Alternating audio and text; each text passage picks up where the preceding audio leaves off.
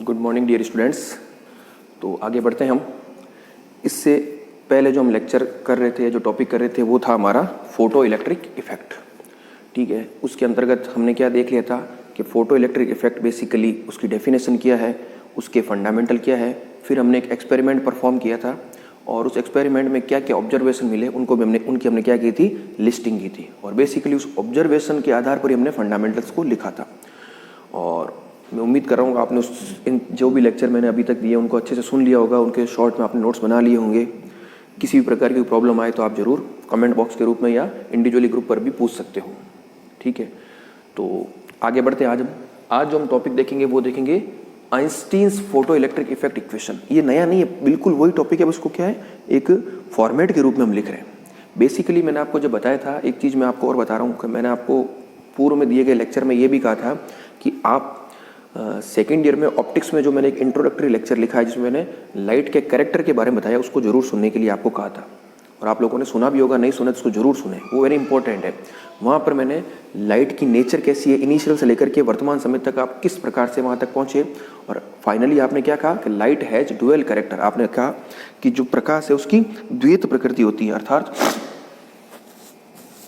वह तरंगी प्रकृति का भी होता है और कणीय प्रकृति का भी होता है। तो यहाँ तक आप लोग पहुँच चुके थे। और फिर मैंने ये भी बताया कि ये जो फोटो इलेक्ट्रिक इफेक्ट है, इसके बारे में तो आइडिया जो था मोटे मोटे तौर पर एक्सपेरिमेंट में आपने हर्ट्ज ने जो एक्सपेरिमेंट किया, हर्ट्ज ने जो अपना एक्सपेरिमेंट किया था, हर्ट्ज ने उस एक्सपेरिमेंट में उसने मैक्सवेल द्वारा जो थ्योरेटिकली ये कहा गया था कि जो इलेक्ट्रोमैग्नेटिक वेव्स हैं वो आपकी क्या है, वेव करेक्टर होता है उनका, या ठीक है ना, या रेडिएशन हैज इलेक्ट्रोमैग्नेटिक वेव, उसको एक्सपेरिमेंटली प्रूफ किया। और इस एक्सपेरिमेंट में उन्होंने यह भी देखा कि वेव है या जो लाइट है या जो इलेक्ट्रोमैग्नेटिक रेडिएशन है उसकी पार्टिकल करेक्टर होती है। लेकिन उस समय उसको उन्होंने इग्नोर कर दिया, वो ढंग से उसको समझा नहीं पाए, लेकिन वो चीज़ वहाँ से स्टार्ट हो चुकी थी। फिर आगे थॉमसन, लेनार्ड, इस प्रकार जो साइंटिस्ट थे उन्होंने भी इस प्रकार के प्रयास किए, लेकिन वो एक व्यवस्थित थ्योरी का रूप नहीं दे पाए। तब आइंस्टीन आए और उन्होंने इसको एक व्यवस्थित थ्योरी का रूप दिया, और तब से ये फोटो इलेक्ट्रिक इफेक्ट आपको प्रभाव आपके सामने आया। तो हम बस उसी फोटो इलेक्ट्रिक इफेक्ट को हम पढ़ना चाह रहे हैं। Einstein's photoelectric effect equation को आज हम देखते हैं। बिल्कुल वही चीज़ है। अब देखिए, मैंने बोर्ड पर कुछ लिखा है, अभी आप अब इसको आप ना देखें, एक बार पहले जो मैं बोल रहा हूँ उसको आप ध्यान से सुने, जब मैं कहूँ तभी आप। जनरली क्या होता है, जब हम लेक्चर सुनते हैं तो बोर्ड पर पहले कुछ लिख दिया जाता है तो आपका पूरा फोकस इस पर हो जाता है और जो बोला जा रहा है उसको सुना नहीं जाता। और वैसे भी मैं बोर्ड पर बहुत रेयर चांस में पहले लिख करके स्टार्ट करता हूँ। जनरली मैं बोर्ड को ब्लैंक ही रखता हूँ और बोलने के साथ साथ हर चीज़ को बोर्ड पर लिखता हूँ। लेकिन कुछ चीज़ ऐसी होती है क्योंकि हमें थोड़ा टाइम बचाना होता है लेक्चर के हिसाब से, क्योंकि अदरवाइज क्या होगा कि इसको लिखने में मान लो 3-4 मिनट चले गए तो लेक्चर अननेसेसरी बड़ा हो जाएगा, उसको अपलोड करने में दिक्कत होगी, इसलिए मैं लिख रहा हूँ। तो इन चीज़ों का आप ध्यान रखिए। तो पहले जो मैं बता रहा हूँ उसको आप सुनिए, फिर ये चीज़ तो आपको आराम से समझ में आ जाएगी, कोई दिक्कत नहीं है। हिंदी इंग्लिश का कोई मैटर नहीं है, मैं पूरा एकदम क्लियर कर दूंगा। अब आप ध्यान से सुनिए। फोटो इलेक्ट्रिक इफेक्ट में आपने जो भी ऑब्जर्वेशन प्राप्त किए थे, ये तो आपको पता चल गया कि जो क्लासिकल फिजिक्स के जो सिद्धांत थे आपके पास, उनके द्वारा उनको नहीं समझाया जा सका था। ठीक है, क्लासिकल फिजिक्स के सिद्धांत द्वारा आप नहीं समझा पा रहे थे। तो तब और उसी समय 1900 में प्लांक्स ने अपनी क्वांटम थ्योरी दे दी थी, जिसको आप क्या कह सकते हो, बिल्कुल बेसिक्स ऑफ क्वांटम मैकेनिक्स था। वहाँ से क्वांटम मैकेनिक्स आपको स्टार्ट होती हुई दिखाई दे रही है। तो ये जो फोटो इलेक्ट्रिक इफेक्ट जो ऑब्जर्वेशन था, उस ऑब्जर्वेशन को समझाने के लिए सबसे पहले आइंस्टीन ही आ गया है और उन्होंने उसको एक व्यवस्थित तरीके से समझाया। और उन्होंने क्या बताया, प्लांक की क्वांटम थ्योरी का उन्होंने यूज किया। किस प्रकार से प्लांक की क्वांटम थ्योरी का यूज किया, आपको पता होगा कि प्लांक जो थे,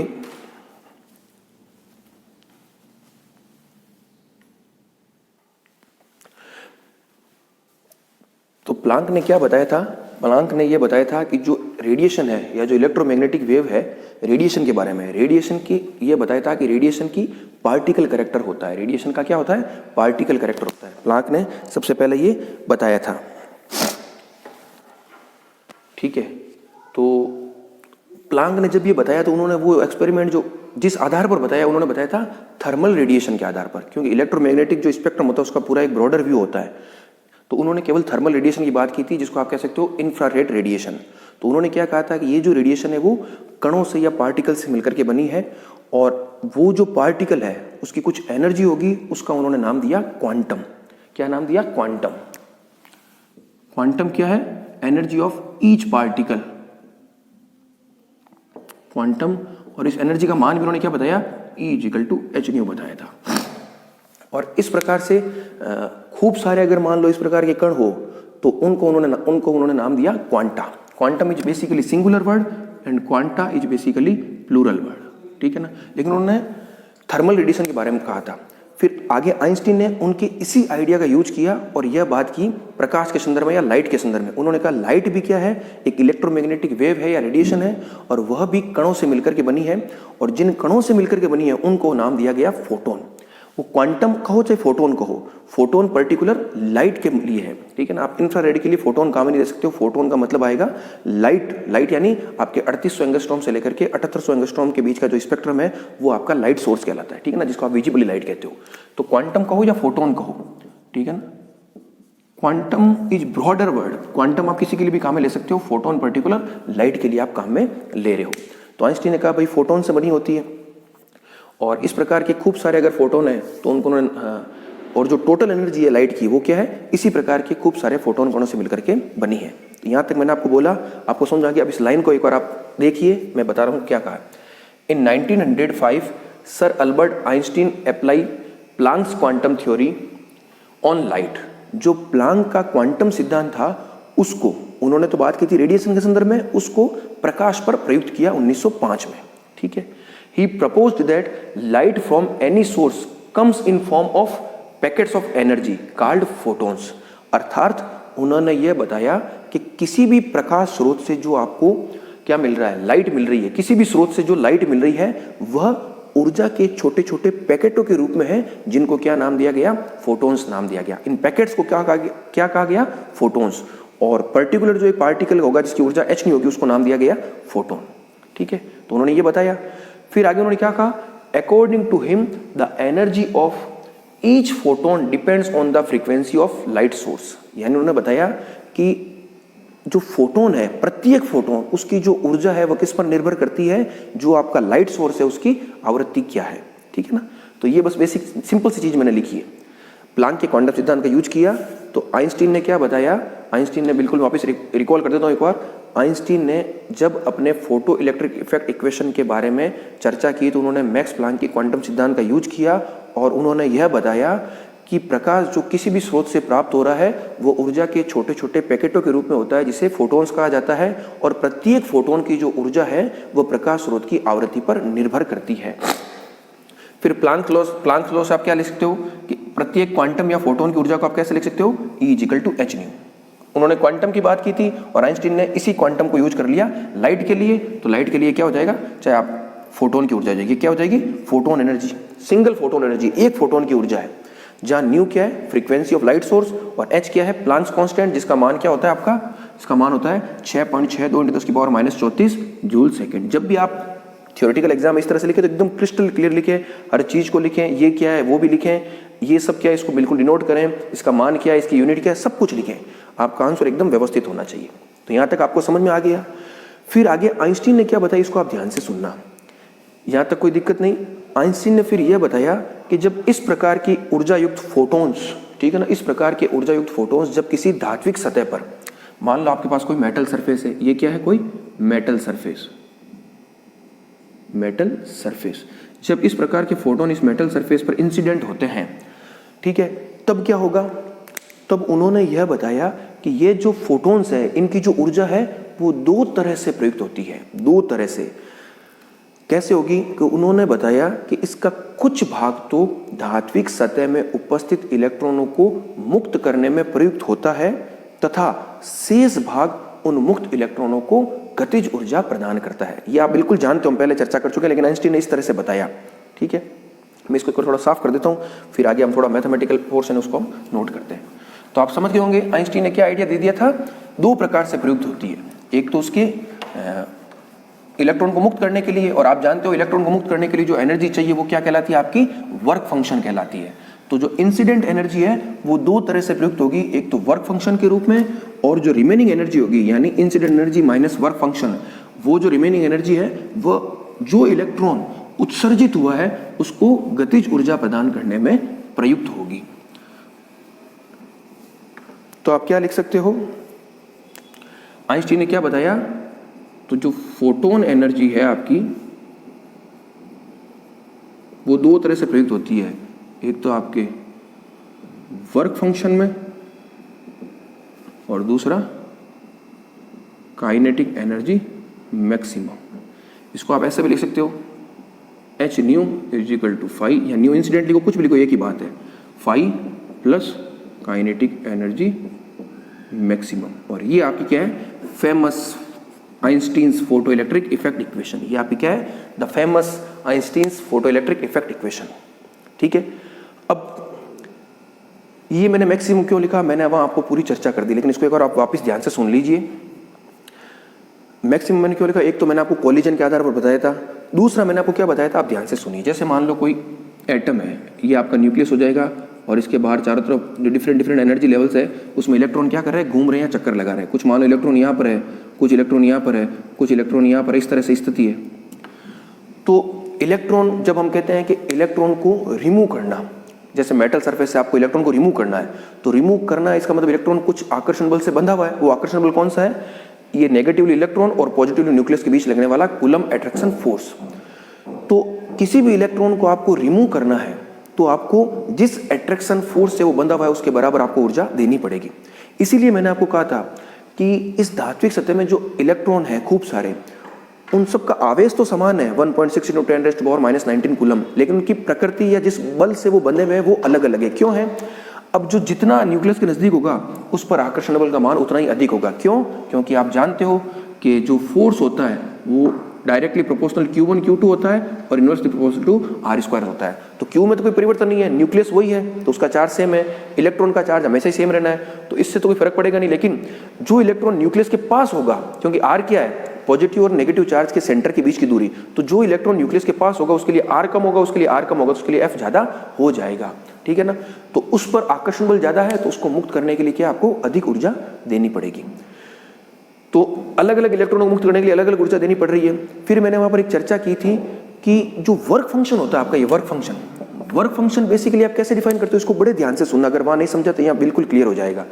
वर्क फंक्शन बेसिकली इसका मतलब ये नहीं है कि किसी भी इलेक्ट्रॉन को मुक्त करने के लिए दी गई ऊर्जा, धात्विक सतह में जो सबसे लूजली बाउंड इलेक्ट्रॉन होता है, मैंने क्या वर्ड बोला, the most loosely bound electron, the most loosely bound electron, इस the most loosely bound electron को अगर आपको किसी मेटेलिक सरफेस से रिमूव करना है तो उसके लिए जो आपको मिनिमम, और मोस्ट लूजली है तो मिनिमम एनर्जी चाहिए, तो जो एनर्जी चाहिए वो आपकी कहलाती है वर्क फंक्शन। यानी सपोज करो ऐसी स्थिति, सपोज करो यहाँ इलेक्ट्रॉन है ये, तो ये सबसे मोस्ट लूजली बाउंड इलेक्ट्रॉन है, तो इसको रिमूव करने के लिए जो ऊर्जा चाहिए वो आपकी वर्क फंक्शन है। ठीक है, तो याद रखिए इस चीज को, अब आप समझ गए होंगे। अब ये काइनेटिक एनर्जी मैक्सिमम मैंने क्यों लिखा, टक्कर वाला सिद्धांत तो बता ही दिया, उसके अलावा एक कारण ये भी है कि आइंस्टीन ने जब इस प्रकार की इक्वेशन लिखी तो उन्होंने बात की थी the most loosely bound electron के संदर्भ में। तो अब आपको पता है कि ये जो total energy h new incident है, तो इसका जो भाग वर्क फंक्शन के रूप में प्रयुक्त हो रहा है वो तो क्या एकदम मिनिमम है, क्योंकि इसको निकालने के लिए आपको क्या चाहिए, एकदम मिनिमम एनर्जी चाहिए। तो मिनिमम एनर्जी जब आप काम में ले रहे हो तो मैक्सिमम एनर्जी आपके पास बच जाएगी। जो मैक्सिमम एनर्जी बच रही है, जो बची हुई एनर्जी, वो किस में काम आ रही है, उस उत्सर्जित इलेक्ट्रॉन को गतिज ऊर्जा प्रदान करने में प्रयुक्त हो रही है। और चूंकि वो अधिकतम रूप में बची हुई है इसलिए उसकी ऊर्जा को हम क्या कह रहे हैं, मैक्सिमम कह रहे हैं। दोनों ही रीजन से आप बता सकते हो। ये वेरी इंपॉर्टेंट कॉन्सेप्ट है, इसको आप बड़े ध्यान से वीडियो को पॉज करके एक बार चिंतन मनन करना, जो मैंने बताया उसको ध्यान से सुनना। और वर्क फंक्शन क्या है उसको आप बड़े आराम से इस लाइन से समझ सकते हो, the minimum energy required to remove an electron from the metallic surface. लेकिन उसमें जो मेन चीज छुपी हुई है वो क्या है, वो जो इलेक्ट्रॉन आप रिमूव कर रहे हो वो कैसा है, the most loosely bound electron. हर एक इलेक्ट्रॉन को निकालने के लिए जो ऊर्जा है वो वर्क फंक्शन नहीं है, the most loosely bound electron को निकालने के लिए जो ऊर्जा है वो आपकी क्या है, वर्क फंक्शन है। तो ये फोटो इलेक्ट्रिक इफेक्ट इक्वेशन जो लिखी थी उन्होंने किसके लिए लिखी थी, the most loosely bound electron के लिए लिखी थी। तो अब मेरे हिसाब से आपके क्लियर हो गया होगा। इसके नीचे भी लिखना, जहां न्यू, ये क्या हो जाएगा, where nu incident is frequency of incident light, phi is work function of metallic surface and kinetic energy maximum को आप क्या लिखोगे, the kinetic energy of the most loosely bound electron. ठीक है ना, आप लिख सकते हो, लिख लेना आप आराम से।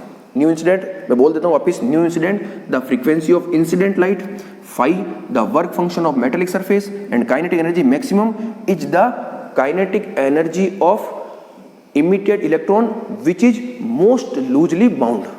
ठीक है ना, जो एकदम शिथिल रूप से बंधा हुआ है और जो निकल गया है उसकी ऊर्जा है। तो ये आपकी हो गई Einstein's photoelectric effect equation.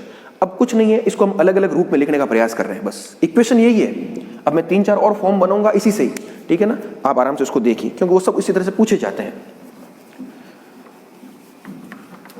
Numerical purpose के हिसाब से वेरी इंपॉर्टेंट है। अब देखिए, आप एक चीज ये भी जानते हो कि जो फाई होता है आपका, उसको आप क्या लिख सकते हो, एच न्यू टी एच लिख सकते हो। न्यू टी एच क्या है, वेयर न्यू टी एच क्या हो जाएगा आपका, थ्रेशोल्ड फ्रीक्वेंसी या दहली आवृत्ति। ठीक है, तो एक फॉर्म यहां से क्या बन जाएगा, H nu incident is equal to H nu T H plus kinetic energy maximum. ये लीजिए, एक फॉर्म ये भी बन जाएगा।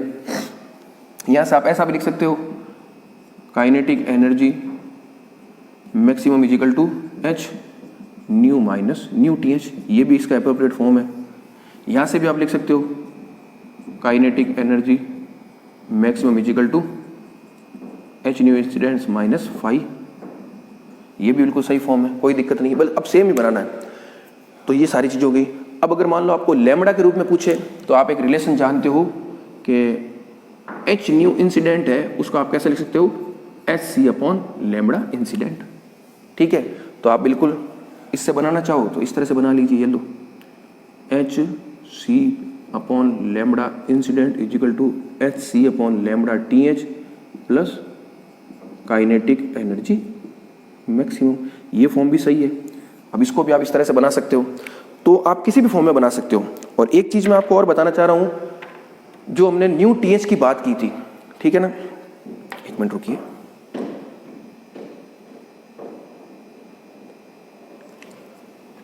जो आप न्यू टीएच की बात कर रहे थे, न्यू टीएच क्या था, मिनिमम थी, ठीक है ना। न्यू टीएच का मतलब क्या था, वो मिनिमम फ्रीक्वेंसी थी। यानी अगर किसी धात्विक सतह से इलेक्ट्रॉन को आपको रिमूव करवाना है या रिमूव करना है, तो उसके लिए जो आप आपतित प्रकाश काम में ले रहे हो उसकी न्यूनतम ऊर्जा, न्यूनतम आवृत्ति होनी चाहिए। लेकिन वेवलेंथ के संदर्भ में क्या हो जाएगा, वो अधिकतम होनी चाहिए।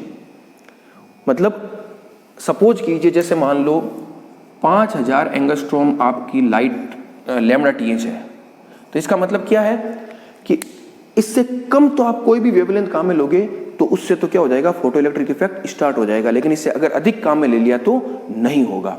और न्यू टीएच को आप क्या समझोगे, मान लो न्यू टीएच आपके कुछ भी है, सपोज करो न्यू टीएच का कोई भी मान है, न्यू टीएच का जो भी मान होगा उससे अगर आप कम प्रयुक्त कर रहे हो तो उस स्थिति में तो फोटो इलेक्ट्रिक इफेक्ट स्टार्ट नहीं होगा, और उससे अगर अधिक प्रयुक्त कर रहे हो तो फोटो इलेक्ट्रिक इफेक्ट स्टार्ट आराम से हो जाएगा। तो इस चीज को भी आप ध्यान रखना, ये न्यूमेरिकल में काम आएंगे। और अगला जो लेक्चर हम लेंगे उसमें कुछ 3-4 न्यूमेरिकल प्रैक्टिस भी करेंगे। जैसा मैंने पहले बता दिया, हम बिल्कुल इसको क्लासरूम की तरह ही लेके चल रहे हैं। तो एक एक टॉपिक को बड़े आराम से करेंगे, न्यूमेरिकल प्रैक्टिस भी करेंगे, ऑब्जेक्टिव टाइप के क्वेश्चन की प्रैक्टिस भी करेंगे। टाइम भले लग जाओ लेकिन टॉपिक को हम बड़े सॉलिड तरीके से करते चलेंगे। तो ये आपके हो गया।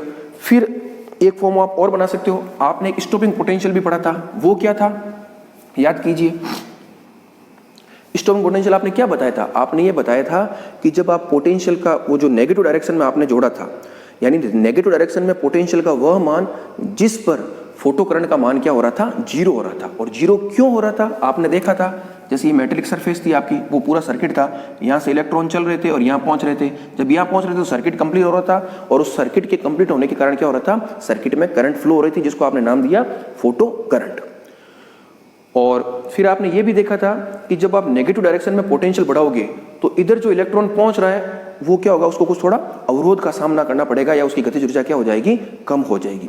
लेकिन कुछ इलेक्ट्रॉन ऐसे होंगे जिनके पास इतनी गतिज ऊर्जा है कि वो यहाँ से यहाँ आसानी से पहुंच रहे हैं। इस कारण से क्या है, सर्किट में कुछ न कुछ करंट आपको दिखाई देगी। लेकिन जब आप इसको नेगेटिव डायरेक्शन में बढ़ाते बढ़ाते बढ़ाते इतना बढ़ा दो कि अधिकतम गतिज ऊर्जा का जो इलेक्ट्रॉन है, मैंने शब्द क्या बोला है, अधिकतम गतिज ऊर्जा का जो इलेक्ट्रॉन है वह भी क्या होगा, रुक जाएगा या यहां तक नहीं पहुंच पाएगा। तो उस स्थिति में जब इलेक्ट्रॉन यहां नहीं पहुंच रहा है तो उस स्थिति में फोटो करंट का मान क्या हो जाएगा, जीरो हो जाएगा। तो वो जो पोटेंशियल था उसका आपने क्या नाम दिया था, स्टॉपिंग पोटेंशियल। और उसके लिए हमने कंडीशन क्या लिख दी थी कि kinetic energy maximum is equal to EV0। आपको अच्छे से याद है, ये मैंने लिख दी। तो एक इक्वेशन यहाँ से क्या बन जाएगी, जहाँ जहाँ आपने काइनेटिक एनर्जी मैक्सिमम लिखा है वहाँ आप EV0 लिख कर लीजिए। यहाँ चलो यहाँ लिख लीजिए आप, एक इक्वेशन तो यहाँ से बन जाएगी, H nu incident is equal to 5 plus EV0। एक इक्वेशन आपके यहाँ से बन जाएगी, आपके EV0 is equal to H nu incident minus nu T H. और अब मैं एक ग्राफ बनाने वाला हूं, वो ग्राफ में बनूंगा इस इक्वेशन से। ये सारे सेम फॉर्म में, आपको कोई घबराने की जरूरत नहीं है, बार बार करके देखिए। मेन बेसिक चीज तो ये है बस, ताकि आप आराम से करके देख सकते हो। अब मैं एक और ग्राफ बनाने वाला हूं, उसको आप ध्यान से देखना, बस वो फाइनली है, बस उसके बाद ये टॉपिक आपका कंप्लीट है।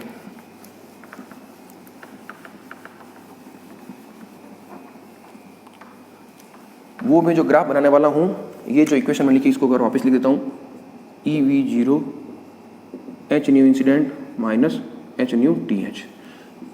We zero is equal to H upon E nu incident minus H nu T H upon E. तो ये क्या है, देखो मैं ग्राफ बना रहा हूँ वी जीरो में और न्यू इंसिडेंट में। मैं जो ग्राफ बनाने जा रहा हूँ वो बनाने जा रहा हूँ आपके वी जीरो और न्यू इंसिडेंट में। तो ये इक्वेशन कैसी, एक तरह से y is equal to M X plus C वाली है। तो m तो आपके क्या है, m आपके हो गया h अपॉन ई, और c क्या हो गया, क्योंकि पूरा पूरा कांस्टेंट है। देखो h फिक्स है, e फिक्स है, न्यू टी एच फिक्स है। न्यू टी एच कभी नहीं बदलेगी। न्यू टी एच का मतलब क्या, वर्क फंक्शन, वो धातु के लिए हमेशा फिक्स रहेगी, क्योंकि आपने एक पर्टिकुलर धातु को सेलेक्ट कर लिया तो उसके लिए न्यू टी एच नहीं बदलेगी। न्यू इंसिडेंस को तो आप चेंज कर सकते हो, आपकी प्रकाश को तो आप बदल सकते हो, लेकिन दी गई धातु के लिए न्यू टी एच क्या रहेगा, फिक्स रहेगा। तो ये भी पूरा क्या है, कांस्टेंट है, और इसको आप क्या कह रहे हो, सी कह रहे हो। तो अब ये इक्वेशन है y equal to mx plus C. इसको आप कैसे बनाओगे, m क्या होता है आपका, स्लोप होता है, और c क्या होता है, इंटरसेप्ट होता है। तब आप सोचिए इसको कैसे बनाओगे। अब मैं तो इसको यहाँ बना दूंगा अभी, लेकिन जब घर पर आप इस लेक्चर को सुनो तो यहाँ पर वीडियो को क्या करना, पॉज करना, और फिर अपने संचित ज्ञान के आधार पर इस ग्राफ को बना के देखना। और जब आप बना लो तब वीडियो को वापस स्टार्ट करना, और जो मैंने बनाया उससे मैच करना। अगर आपको सही मिल रहा है तब आप सही हो। मैं पहले ही बता रहा हूँ इस चीज़ों को आपको, अगर आपको सीरियस और अच्छे से इस प्लेटफॉर्म का यूज लेना है तो जैसा मैं बता रहा हूँ वैसा आप करते रहिए। गारंटी के साथ बता रहा हूँ, आपको कभी भी क्लासरूम टीचिंग की कमी महसूस नहीं होगी, बिल्कुल आप ऐसा चलते रहिए। तो स्लोप तो क्या है, ये माइनस में आ गया सी का मान, तो माइनस का मतलब क्या होगा, इधर आएगा। और स्लोप क्या है, ये देखो मैं जैसे ग्राफ बना रहा हूँ, ये ग्राफ इस तरह का बनेगा आपका। ये आपका क्या हो जाएगा, स्लोप हो जाएगी इसकी, ठीक है ना। थीटा कह दो या स्लोप कह दो। इस थीटा का मान क्या हो जाएगा आपका, एच अपॉन ई, या ये एम था आपका, टेन थीटा कह दो, एम कह दो या टेन थीटा कह दो। और ये आपका इंटरसेप्ट जो होगा वो क्या हो जाएगा, H nu T H upon E. इस चीज को समझ रहे हो आप, इस चीज को बड़ा ध्यान रखना। और ये किस पर काट रहा है वो भी आपको पता होना चाहिए। यहां पर काट रहा है, इसका मतलब क्या है, v जीरो है। तो आप सोच के देखिए इसका मान क्या होगा। तो ये जो मैंने ग्राफ बनाया है वो मैंने इस इक्वेशन के हिसाब से बनाया है, या न्यू इंसिडेंट इजिकल टू को न्यू टी एच रखोगे तो H upon E nu T H minus H upon E nu T H, तो जीरो हो जाएगा। तो यहाँ पर क्या, वी जीरो। इस लाइन पर आपको क्या मिल रहा है, वी जीरो मिल रहा है। तो जहां पर ये काट रही है इस बिंदु को, उस पर आवृत्ति का मान क्या है, न्यू टी एच के बराबर है। ये इसका कंप्लीट डिस्क्रिप्शन आपको मैंने दे दिया, किस तरह से ये ग्राफ बनाना है। आराम से आप इसको देखिए, ये भी कभी कभी ग्राफ पूछ लिया जाता है। तो ये था हमारा complete topic, Einstein's photoelectric effect equation. हालांकि हम फोटो इलेक्ट्रिक इफेक्ट को पहले पढ़ चुके हैं, लेकिन आइंस्टीन ने किस प्रकार से थ्योरेटिकली इसको समझाया और किस प्रकार से प्लांक के क्वांटम सिद्धांत का उपयोग करते हुए आपके फाइनल निष्कर्ष तक आए। और उन्होंने केवल मोस्ट लूजली बाउंड इलेक्ट्रॉन के लिए इक्वेशन लिखी थी, H nu incident is equal to 5 plus kinetic energy maximum. वो पूरा कॉन्सेप्ट आपको समझ में आ गया होगा।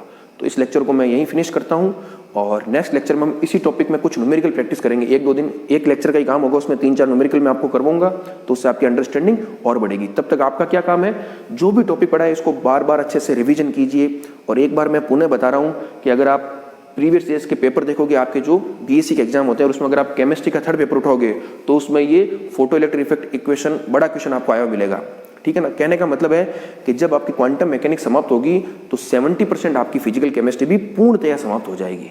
तो डबल बेनिफिट है, इसलिए इसको बड़े ध्यान से, इत्मीनान से आप समझिए। Thank you.